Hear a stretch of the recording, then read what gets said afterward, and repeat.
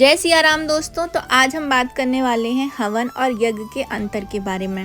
हम सभी देखते हैं जब भी हमारे यहाँ कोई छोटी सी भी पूजा पाठ होती है या घर में भी हम कोई पूजा पाठ कर रहे होते हैं तो एक छोटा सा हवन ज़रूर हम करते हैं। और हवन में जो भी प्रसाद होता है, जो भी भगवान को हम प्रसाद अर्पित करते हैं, वो हवन में ही डाला जाता है। हवन में प्रसाद डालने का मतलब ये होता है क्योंकि सारे जो देवी देवता होते हैं जिनकी हम आराधना कर रहे होते हैं तो वो अग्नि देवता जो हैं वो उनके पास तक हमारा जो भी प्रार्थना होती है, जो भी प्रसाद होता है वो उन तक पहुँचाते हैं। ऐसी हमारी सनातन संस्कृति में मान्यता है। तो आज हम जानेंगे कि हवन और यज्ञ के बीच में अंतर क्या होता है और क्यों किया जाता है। तो चलिए ज़्यादा देर नहीं करते हैं, कर लेते हैं टॉपिक को स्टार्ट। दोस्तों, संस्कृत के यज्ञ धातु से यज्ञ शब्द बना है। जिस स्थल पर देवताओं का आवाहन पूजन द्वारा उनको अग्निमुख से वस्तु प्रदान की जाती है उसे यज्ञ कहते हैं। यज्ञ के लिए सर्वप्रथम भूमि पूजन करके मंडप का निर्माण किया जाता है। फिर सभी दिशाओं में निर्धारित देवताओं का आवाहन पूजन भी किया जाता है। फिर अग्नि देवता की स्थापना करके उनको वस्तु प्रदान की जाती है, उसे ही हम हवन कहते हैं। अगर हम कहें कि यज्ञ का जो छोटा सा पार्ट होता है उसे आप हवन कह सकते हैं। हवन के माध्यम से ही जो मानव हैं वो देवताओं को प्रसन्न करते हैं और मनोवांछित फल भी प्राप्त करते हैं। वैसे तो जो सनातन धर्म को मानने वाले हैं वो यज्ञ और हवन दोनों में ही आस्था करते हैं, लेकिन कई बार हवन और यज्ञ दोनों में ही आहुति के चलते लोग उनको एक ही उनका अर्थ निकाल लेते हैं, लेकिन ऐसा बिल्कुल भी नहीं है। दोनों का जो अर्थ होता है और जो कारण होता है दोनों को करने का वो बहुत ही अलग होता है। तो यज्ञ जो है वो एक वैदिक प्रक्रिया है जिसका वैदिक ब्राह्मण ग्रंथों में जिक्र भी मिलता है। व्यापक रूप से इसमें हवन भी होते हैं, लेकिन इनके आयोजन में बहुत समय लगता है। साथ ही यज्ञ के नियम बहुत ही ज़्यादा कठिन भी होते हैं, जैसे 11 या 121 बार पाठ करके जो अग्निकर्म यानी कि रुद्र होम होता है उसे हवन कहते हैं। वहीं 121 ब्राह्मण 11-11 बार पाठ करके जो अग्निकर्म करते हैं उसे महारुद्र यज्ञ कहते हैं। जब यही कार्य 1331 ब्राह्मण करते हैं तो उसे अतिरुद्र महायज्ञ कहते हैं। यज्ञ उपासना के साथ साथ वैदिक कर्म कांड भी है। यज्ञ में देवता, आहुति, वेद मंत्र, ऋत्विक और दक्षिणा का होना अनिवार्य माना जाता है। यज्ञ किसी खास उद्देश्य या इच्छा की पूर्ति के लिए और अनिष्ट को टालने के लिए भी किया जाता है। अब बात करते हैं हवन के बारे में। तो हवन जो है वो बहुत ही लघु रूप से किया जाने वाला एक अग्नि कार्य होता है। हवन कुंड में अग्नि के माध्यम से देवता को हविष्य यानी कि जो भोजन होता है वो पहुंचाने की प्रक्रिया की जाती है। आज के समय में जो पूजा पद्धति होती है उसके अनुसार देवी देवताओं की उपासना के रूप में अभिषेक, अर्चना और जप के साथ साथ होम भी किया जाता है, उसे हवन कहते हैं। बहुत से हवन वैदिक प्रक्रिया के अंतर्गत नहीं आते हैं। इन हवन में आदि जैसे सामग्रियों का प्रयोग किया जाता है। आपने देखा होगा, अपनी जगह हम सभी देखते हैं कि गृह शांति के लिए या जब भी कोई भी व्यक्ति अपने नए घर में प्रवेश कर रहा होता है तो वो वास्तु दोष शांति के लिए भी हवन कराते हैं। ऐसे में हवन को यज्ञ का एक छोटा रूप भी कहा जा सकता है। पूजा के बाद अग्नि में दी जाने वाली आहुति जो है वो हवन होती है और हविष्य कहलाती है। हमारे सनातन धर्म में मनोकामना की पूर्ति के लिए और किसी बहुत बड़े अनिष्ट को टालने के लिए यज्ञ कराए जाते थे। ऐसे कई प्रसंग हमारे जो है पुराणों में और वेदों में देखने को भी मिलते हैं, जैसे रामायण और महाभारत में भी यज्ञ और हवन का उल्लेख देखने को मिलता है। धर्म ग्रंथों के मुताबिक राजाओं ने कई महान यज्ञ कराए हैं। यज्ञ और हवन कराने की जो परंपरा है वो आज भी जारी है। इसे आज भी उतना ही शुभ फलदायी माना जाता है जितना कि पहले के समय में माना जाता था। हवन यज्ञ का एक छोटा ही रूप माना जाता है। पूजा के बाद अग्नि में दी जाने वाली आहुति को हविष्य कहा जाता है, जबकि किसी खास उद्देश्य से देवता विशेष को दी गई जो आहुति होती है वो यज्ञ कहलाती है। यज्ञ में देवता, आहुति, वेद मंत्र, ऋत्विक और दक्षिणा कार्य का होना अनिवार्य माना जाता है, जबकि हवन कुंड में अग्नि के माध्यम से देवता को हवि यानी कि भोजन पहुंचाने की वो एक क्रिया ही माना जाता है। हवन को हिंदू धर्म में शुद्धिकरण का एक कर्मकांड भी माना गया है, जबकि यज्ञ किसी खास उद्देश्य जैसे कि मनोकामना की पूर्ति और अनिष्ट को टालने के लिए ही किया जाता है।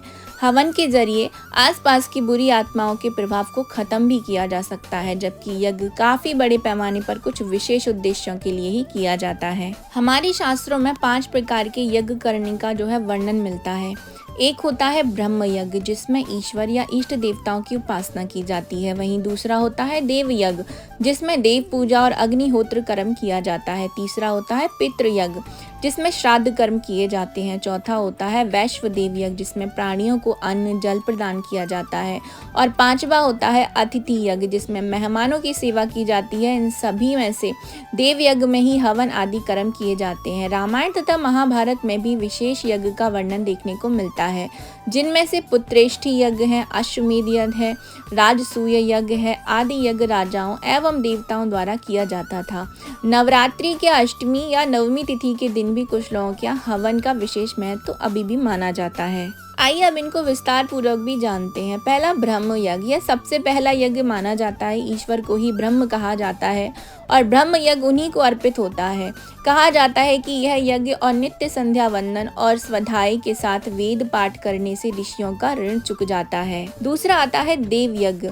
घर में होने वाले तमाम यज्ञ को देव यज्ञ की ही श्रेणी में रखा जाता है। संधि काल में गायत्री मंत्र के साथ इस यज्ञ को किया जाता है और इससे देव ऋण को चुकाया जाता है। इस यज्ञ को संपन्न करने में 7 पेड़ों की लकड़ियां लगती हैं, जिसमें से आम, बड़, पीपल, ढाक, जांटी, जामुन और शमी के प्रयोग किया जाता है। इस यज्ञ हवन से पॉजिटिविटी बढ़ती है तथा रोग शोकों को नष्ट भी करता है ये यज्ञ। फिर आता है अश्वमेध यज्ञ। इस यज्ञ का उद्देश्य जो रहा था वो आयोजन चक्रवर्ती सम्राट बनने के उद्देश्य से किया जाता था। धर्म ग्रंथों के अनुसार जो 100 बार यह यज्ञ करता है वह इंद्र का पद प्राप्त कर लेता है। राजसूय यज्ञ, किसी राजा द्वारा यह यज्ञ अपनी कीर्ति और राज्य की सीमाएं बढ़ाने के लिए किया जाता था। इसके अंतर्गत पड़ोसी राज्य से मित्रता पूर्वक व्यवहार द्वारा या फिर युद्ध करके जबरदस्ती जो है टैक्स वसूला जाता था। फिर आता है पितृयज्ञ। श्रद्धा और सद्भाव के साथ किए गए कर्म जिनसे माता पिता और आचार्य तृप्त होते हैं उसे ही पितृयज्ञ भी कहा जाता है। वेदों के अनुसार श्राद्ध तर्पण हमारे पूर्वजों को अर्पित किया जाता है। संतान की उत्पत्ति और उनका लाभ धारण करने से पितृ ऋण चुकता है और इसे ही पितृयज्ञ भी कहा जाता है। फिर आता है भूत यज्ञ। हमारा शरीर 5 तत्वों से बना होता है, वो है पृथ्वी। तो मृत शरीर को जलाने के लिए भूमि या जमीन पर ही चिता का निर्माण किया जाता है। दूसरा आता है जल। दाह संस्कार के समय मटके में पानी लेकर चिता की परिक्रमा किया जाता है। फिर आता है अग्नि। आग का आश्रय जलाने से है। वायु। वायु की मदद से ही मृत शरीर के अंतिम अवशेष जो हैं वो आकाश की ओर जाते हैं। और फिर आता है आकाश। जलने के पश्चात जो भी राख बचती है वह धुएं एवं राख के माध्यम से आकाश में उड़ जाती है। इन्हीं 5 तत्वों से बने शरीर के लिए यह यज्ञ किया जाता है। भोजन करते समय कुछ अंश अग्नि में डाला जाता है और तत्पश्चात कुछ गाय, कुत्ते और कौओं को भी दिया जाता है। वेदों पुराणों में ही इसे भूत यज्ञ कहा गया है। लास्ट में आता है अतिथि यज्ञ या फिर मनुष्य यज्ञ। यज्ञ हमारे देश में अतिथि देवो भव की परंपरा बेहद ही प्राचीन रही है। घर आए मेहमानों की सेवा करना, उन्हें अन्न जल से उचित सेवा सत्कार करने से जहाँ अतिथि यज्ञ संपन्न होता है वहीं जीव ऋण भी उतर जाता है। किसी जरूरतमंद, अपंग, महिला, विद्यार्थी, सन्यासी, चिकित्सक और धर्म के रक्षकों की सेवा सहायता करना भी अतिथि यज्ञ की श्रेणी में ही आता है। यह हमारा सामाजिक कर्तव्य भी है। यज्ञ कुंड में अग्नि के माध्यम से देवता को प्रसाद या पदार्थ पहुंचाने की प्रक्रिया है।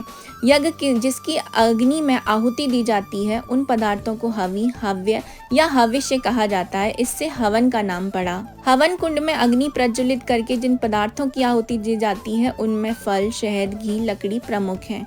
इस कर्म कांड को ही हवन कहा जाता है। हवन और यज्ञ का धार्मिक महत्व तो होता ही है, साथ ही साथ वैज्ञानिक महत्व भी होता है। तो आइए जानते हैं उसकी भी बारे में। तो हवन का न केवल आध्यात्मिक महत्व है बल्कि अगर आप साइंस की दृष्टि से भी देखें तो भी ये बहुत ही महत्वपूर्ण माना जाता है। ऐसा इसलिए होता है क्योंकि अगर हम रिसर्चर्स की बात करें तो उन्होंने भी इस पर काफ़ी रिसर्च किया है कि हवन के प्रयोग होने वाली जो घी या गुड़ के जलने से ऑक्सीजन का निर्माण होता है। वहीं हवन का धुआं वायुमंडल को भी शुद्ध बनाता है, जिससे करीब 94% जो हानिकारक जीवाणु होते हैं वो नष्ट हो जाते हैं। हवन में हम जो लकड़ियों का उपयोग करते हैं जैसे कि आम की लकड़ी से जो है फार्मिक एल्डिहाइड नामक गैस उत्पन्न होती है, जिससे खतरनाक जीवाणु जो है वातावरण से नष्ट हो जाते हैं। आप सभी ने देखा होगा, हम सभी देखते हैं कि नवरात्र के समय पर जब नवरात्र आते हैं तो जो मौसम होता है, जो हमारा वातावरण होता है वो थोड़ा चेंज होता है, तो उसमें काफ़ी सारे जीवाणु भी होते हैं। तो उस समय पे काफ़ी जो जगह होते हैं अनुष्ठान किए जाते हैं, यज्ञ किए जाते हैं, हवन भी किए जाते हैं। तो जो हवन के अंदर हम लकड़ियाँ यूज़ करते हैं वो एक तरीके से औषधियाँ होती हैं। तो जब उन औषधियों का धुआं पूरे वातावरण में फैलता है तो जितने भी जीवाणु होते हैं वो सारे मर जाते हैं, जिससे कि वातावरण जो हमारा वायुमंडल है वो शुद्ध होता है। इसीलिए भी यज्ञ और हवन बहुत ही ज़्यादा महत्वपूर्ण रखते हैं। यज्ञ और हवन में लगभग 55 तरीके की अलग अलग औषधियाँ व लकड़ियों का इस्तेमाल करने की परंपरा हमारे यहाँ सदियों से रही है। यदि इन औषधियों के इस्तेमाल से अगर आप हवन करते हैं तो इससे वातावरण की जितनी भी अशुद्धियाँ हैं या जो बुरी शक्तियाँ होती हैं उनसे मुक्ति मिल जाती है। साथ ही साथ सकारात्मक ऊर्जा का प्रभाव भी बना रहता है, जो पॉजिटिव एनर्जी होती है। हवन द्वारा बीमारी फैलने वाले जो बैक्टीरिया होते हैं वो भी खत्म हो जाते हैं, जिसका सकारात्मक प्रभाव घर के सदस्यों के स्वास्थ्य पर भी देखने को मिलता है। इस प्रकार विधि विधान से जो है हवन कराने से व्यक्ति को स्वास्थ्य और समृद्धि दोनों का आशीर्वाद मिलता है। ऐसी भी मान्यता है कि जो भी व्यक्ति उन यज्ञ में शामिल होते हैं उन पर तथा निकटवर्ती वायुमंडल पर उसका बड़ा ही प्रभाव पड़ता है। वैज्ञानिक भी अभी जो है तक कृत्रिम वर्षा कराने में सफल नहीं हुए हैं, लेकिन यज्ञ द्वारा वर्षा का जो प्रयोग है वो बहुधा सफल होता है और काफ़ी समय से हमारे ऋषि मुनि ऐसे ही वर्षा भी कराते आए हैं। व्यापक रूप से सुख समृद्धि, वर्षा, आरोग्य, शांति के लिए बड़े यज्ञों की आवश्यकता पड़ती है, लेकिन छोटे हवन भी अपनी सीमा और मर्यादा के भीतर हमें लाभान्वित करते हैं। यज्ञ में औषधि वाले पेड़ जैसे कि आम की लकड़ी, जौ, तिल, गाय के दूध से बना घी और करीब 55 तरीके की अलग अलग औषधि व लकड़ियों से हवन कराने की परंपरा रही है। ये औषधियाँ वातावरण में सकारात्मक ऊर्जा का निर्माण करती हैं, साथ ही कई तरीके की बीमारियां जो फैलाने वाले बैक्टीरिया होते हैं उनको भी खत्म कर देती है। प्रकृति के लिए भी काफ़ी ज़्यादा सहायक भी मानी जाती हैं, प्रकृति को संतुलित भी करती हैं, वातावरण को दूषित होने से भी बचाती हैं।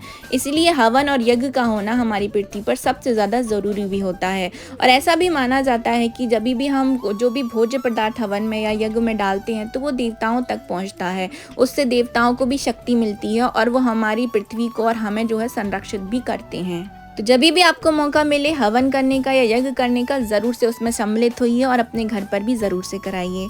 तो ये थी मेरी छोटी सी इन्फॉर्मेशन हवन और यज्ञ के बारे में। ये आपको कैसे लगी है कमेंट बॉक्स में ज़रूर से बताइएगा। तो हम मिलेंगे किसी नई इन्फॉर्मेशन के साथ किसी नई वीडियो में। अभी मैं आप सभी से लेती हूँ विदा। जय जय सिया राम।